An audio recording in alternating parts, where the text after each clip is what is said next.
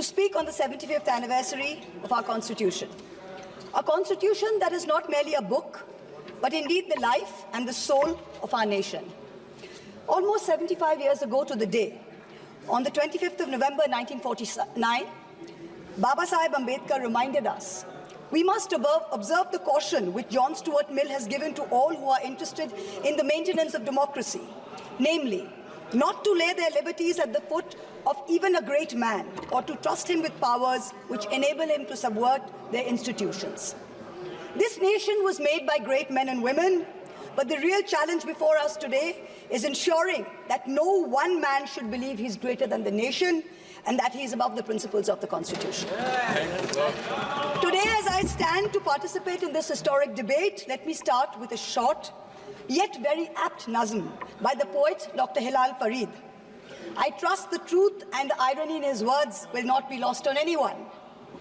Mubarak ghadi hai, kal sach dhaj kar, makeup rach kar, खूब जच कर देखो उसका मंच पर आना, किताब संविधान की आंखों से लगाना और फरमाना, मैं शीश को झुकाकर इस किताब को मन में बसाकर ईश्वर की शपथ लेता हूँ। रात ढलने दीजिए, दिल बदलने दीजिए, कल तलक ये बेवफा सितमगरों का बादशाह सब भूल जाएगा, नफरतें उगाएगा, दूरियां बढ़ाएगा, रोज संविधान की धज्जियां उड़ाएगा।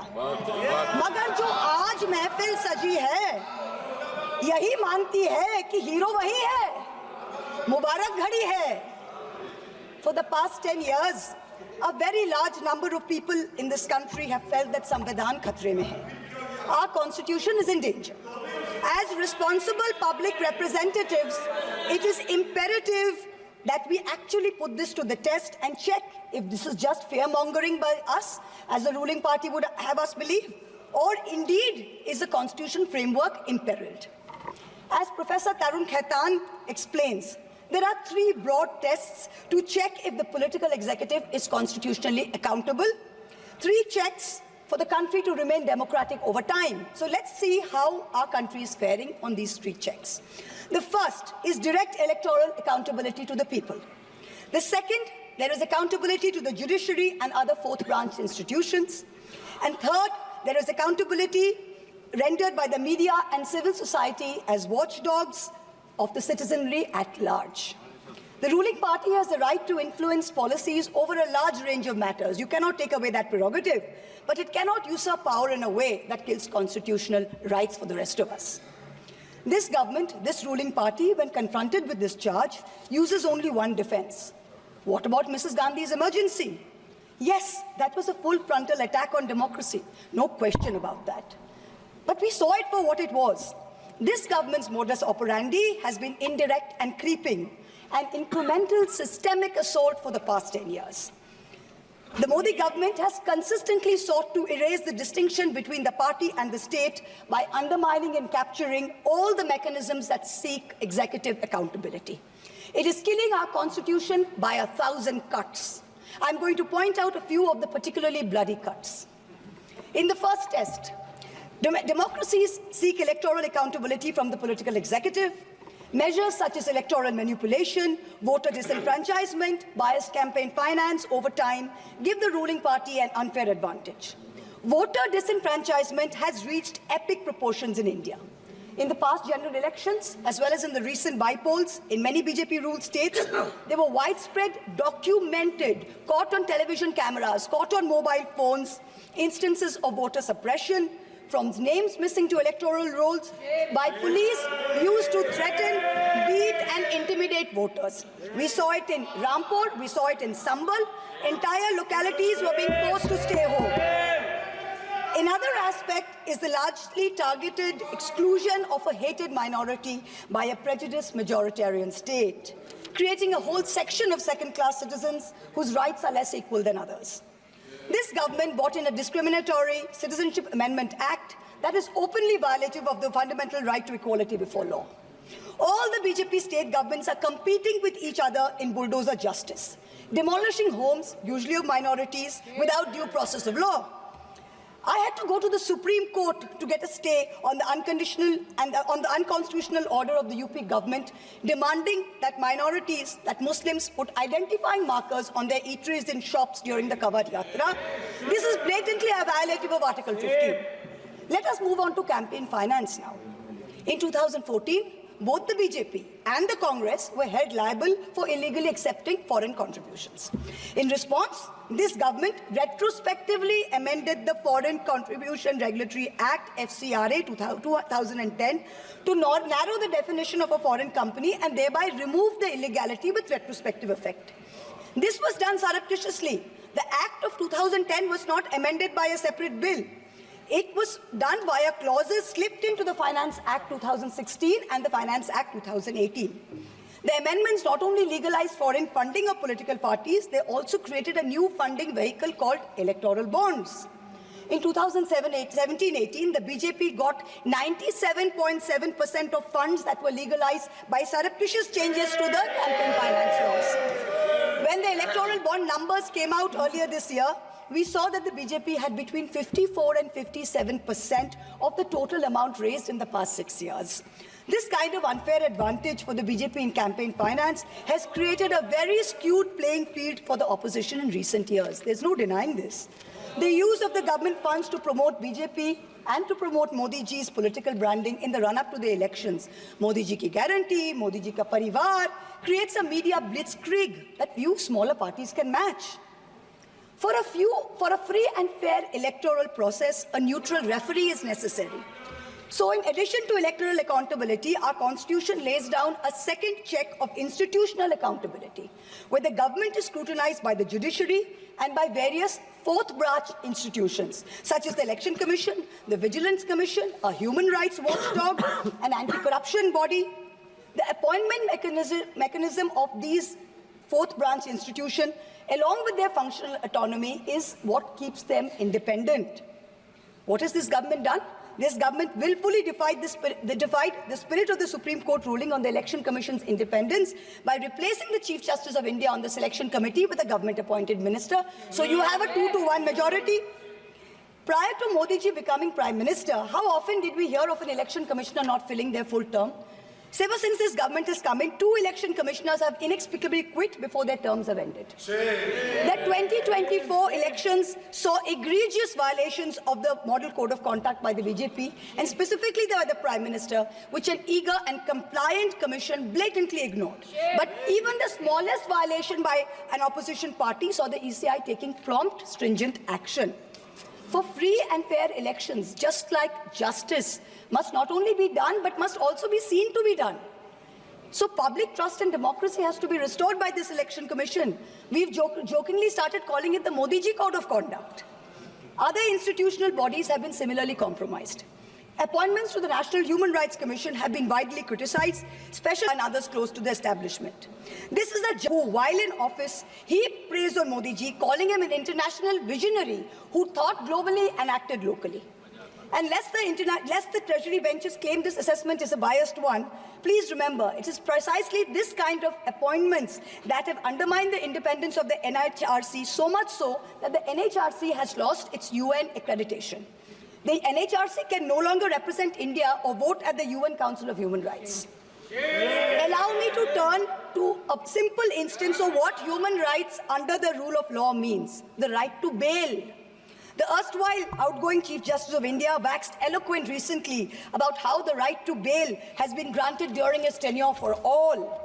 A range of under-trials, from A to Arnab to Z for Zubair. His alphabet, unfortunately, seems abbreviated because it did not include G for Gulfisha Fatima, didn't include H for Hani Babu, didn't include K for Khalid Safi, didn't include S for Sharjul Imam, and U for Omar Khalid, and countless others. The former Chief Justice made it a point to say that the Supreme Court is not meant to act like the political opposition. We in the political opposition don't need the Supreme Court to do our job. We are not asking it to.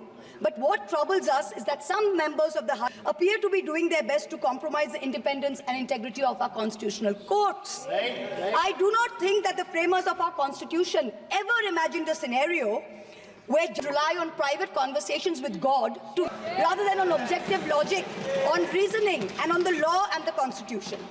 The Honourable Defence Minister in a speech this morning mentioned the courage of the late Justice H.R. Khanna to dissent in 1976.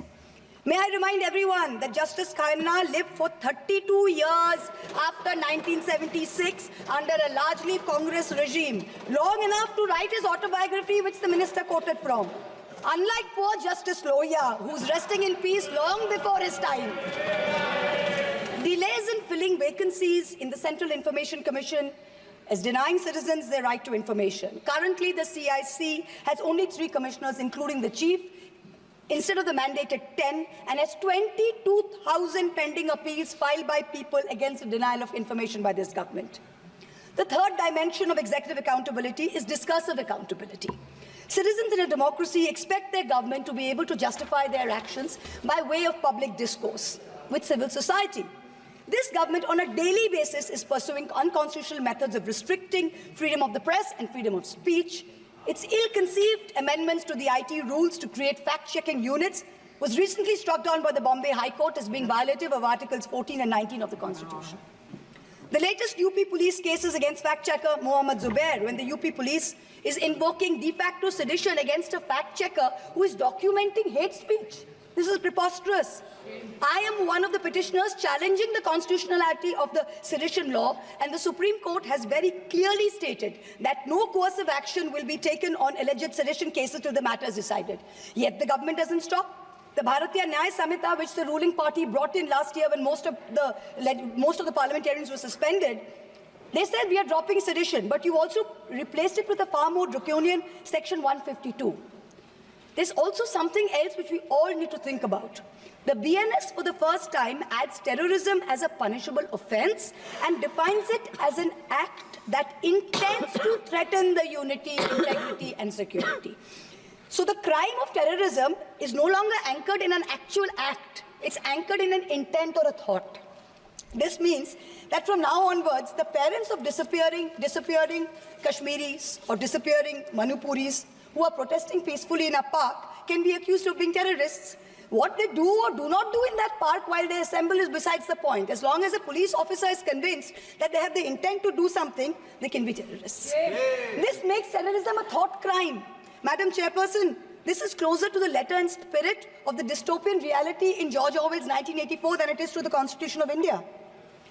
Let me turn to how the policy of 1,000 cuts has damaged our institutions. Institutions like the Enforcement Directorate and the CBI have turned into X for the government. 14 political parties approached the Supreme Court against the coercive criminal actions of these two agencies. 95% of cases by these two agencies are against opposition politicians. Since 2014, 25 opposition leaders facing corruption have crossed over to the BJP. 23 of them have got reprieves. 3 cases are closed. 20 cases are stalled. For years, the CBI was used to put pressure on NDTV and its promoters via a bogus case. Now that the channel's been captured, it's been sanitized, CBI says that there was never any case to start with. Airports and large infrastructure have been captured by crony capitalists by similar misuse of the ED and the CBI. In a cooked-up case against me, the CBI is wasting precious time and resources looking for a scarf and lipstick that a friend gifted me. These actions have cost India the first ever human rights violation by the Interparliamentary Union in Geneva, the global body governing all national legislatures. After the abrogation of Article 370, there has been a flagrant crackdown of the constitutional rights of the people of Kashmir. Free speech and movement have been hampered. Passports cancelled without any pending cases. Never heard of it. Manipur, an integral part of the Union of India, seems to have a complete breakdown of constitutional machinery. The failure of governance is stark. The Union government under Article 355 of the Constitution is obligated to assist states in the maintenance of law and order. In May 2024, in the Supreme Court, Solicitor General stood up and said the violence is subsiding. Yet, horrifying incidents are happening every day. I petitioned the Supreme Court in the Manipur violence case. Senior Advocate Indira Jaisingh appeared for me. An expert committee was set up. But then after 27 or more hearings, there is no relief, there is no justice yet. Time constraints don't allow a more in-depth analysis, but it is crystal clear that this political executive for the past 10 years has systematically eroded democracy. It failed spectacularly on all 3 tests of constitutional accountability laid out by Professor Khaitan. Our constitution is bleeding from 1,000 cuts. Samvidhan khatre mein zarur hai. The need of this hour is to ensure that the idea of India survives in its purest form. This burden is heavier on some of us than on others. The judiciary and the media have a far greater responsibility in protecting our constitution than to normal citizens. History will not be kind to you, your lords and ladyships, if you falter. To every past and present, I say this: yours is not to worry about your personal legacy. Yours is not to take directions from God. Yours is not to have a private family function turned into the political executive. The Constitution is your only God. The Constitution should be the only Atithi who should be in your home as your Deva. Attention-seeking divas do not leave legacies. Upholders and protectors of our basic sovereign rights will only be remembered.